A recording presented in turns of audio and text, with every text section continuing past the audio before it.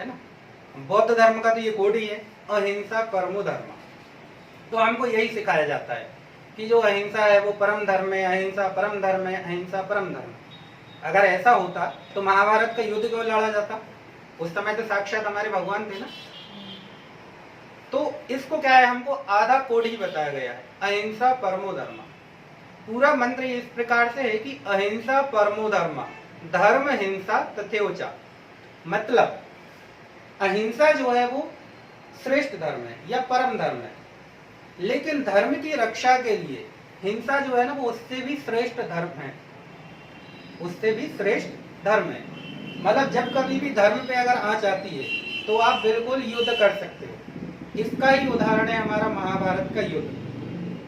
भगवान कभी किसी को मरवाता नहीं है, ठीक है, हत्या नहीं करवाता है, लेकिन अगर आप धर्म के खिलाफ हो या धर्म के खिलाफ आपका आचरण है तो भगवान खुद ही सजा देते हैं। और उसका सबसे बड़ा उदाहरण है महाभारत का युद्ध, जहां पर भगवान कृष्ण खुद कुरुक्षेत्र में पांडवों से कौरवों की हत्याएं करवाते हैं, ठीक है। और गीता जो है ये सर्वश्रेष्ठ ग्रंथ है। हमको पूरा का पूरा जो हमारा वैदिक साहित्य यही सिखाता है, ठीक है। यही संस्कृति हमारी आज भी चल रही है। हमको वैदिक साहित्य में ही बताया गया है कि यत्र नारे पूज्यन्ते, मतलब जहां महिलाओं की पूजा होती है वहां ईश्वर निवास करता है, ठीक है। हमसे बिल्कुल नहीं सिखाया गया वेदों में कि नारी के साथ भेदभाव करो, कि उसके साथ कुछ गलत करो, इस प्रकार से कुछ नहीं सिखाया गया। जो नारी अधिकारों की बात करने वाले लोग हैं उनके लिए मैं बात कर रहा हूँ। तो हमारी तो संस्कृति ही शुरू होती है बराबरी से, जहाँ पे महिलाओं को पुरुषों को बराबर के अधिकार है, सभी धर्मों को समान माना गया है। यहीं पर कहा गया है वसुदेव कुटुंबकम, मतलब पूरा का पूरा विश्व ही हमारा परिवार है। मतलब आप सोचो ये जो संस्कृति है, ये जो सनातन धर्म है कितना ब्रॉड रहा है। आजकल के लोग क्या होते हैं, अपने और अपने घर वालों के बारे में सोचते हैं, है ना, ज्यादा से ज्यादा सोचेंगे तो रिश्तेदारों तक, लेकिन हमारी संस्कृति पूरे विश्व की बात कर रही है। यहाँ पर ये बिल्कुल नहीं कहा गया कि ये मुस्लिम है तो बाहर है, ये ईसाई है तो बाहर है। यहाँ पर हमने बात की है सभी, ठीक है, कि वसुदेव कुटुंबकम।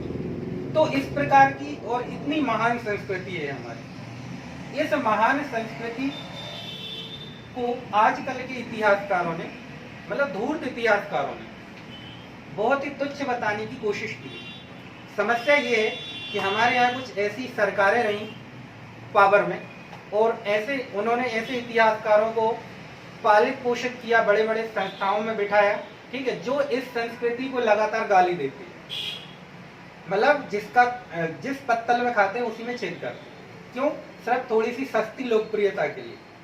हमारे यहाँ है कुछ महान महान इतिहासकार, उनके महान महान नाम है ना, जैसे कि थापर है, ये गुहा है, इस प्रकार के कुछ इतिहासकार हुए हैं, हबीब टाइप के इतिहासकार, जो डिजर्व तो नहीं करते थे हिलाले पाकिस्तान नाम का अवार्ड, लेकिन यहाँ पर भारत सरकार ने बड़े बड़े अवार्ड और सम्मान दिए उनके लिए, बड़े बड़े सम्मान, बड़े बड़े नागरिक सम्मान दिए। और जो देश की सर्वोच्च शिक्षण संस्थाएं उनमें प्रोफेसर बना के भेज दिया। तो उन लोगों ने क्या सिखाया? जो आप जैसे युवा जाते हैं उनके पास पढ़ने के लिए, उनको क्या सिखाते हैं? इस संस्कृति को आप गाली दो, सनातन संस्कृति को गाली दो, ठीक है। ये बताओ कि यहाँ पर तो कुछ था ही नहीं, यहाँ पर महिलाओं को दबा के रखा जाता था, इस प्रकार की चीजें करो, है ना, उनके कोई अधिकार नहीं थे, यहाँ के इंसान कुछ जानते ही नहीं थे। अरे जो इंसान साक्षात देवताओं के दर्शन कर रहे हैं उनसे महान कौन हो सकता है, ये बताओ, है ना। तो ये 2 टके के इतिहासकार हैं, और कुछ लालच और कुछ पैसे के लिए इस प्रकार की चीजें उन्होंने कही हैं। लेकिन हमारी मजबूरी है कि हमको पढ़ना उन्हीं को पड़ता है, ठीक है, मजबूरी समझ लो। ये मजबूरी इस वजह से क्योंकि हमारे जो पावर में बैठे हुए लोग हैं बड़े बड़े, उनको लेना देना नहीं है कुछ। वो ये सोचते हैं हम तो 5 साल के लिए आए हैं, अपना 5 साल का काम करो और निकलो, ठीक है। तो इस वजह से ये समस्याएं उत्पन्न हो रही है, ठीक। उन पर तो हम बात करते रहेंगे, इन इतिहासकारों पे, है ना, इनकी पोल खोलते ही रहेंगे जब तक पढ़ाएंगे, पढ़ते रहेंगे।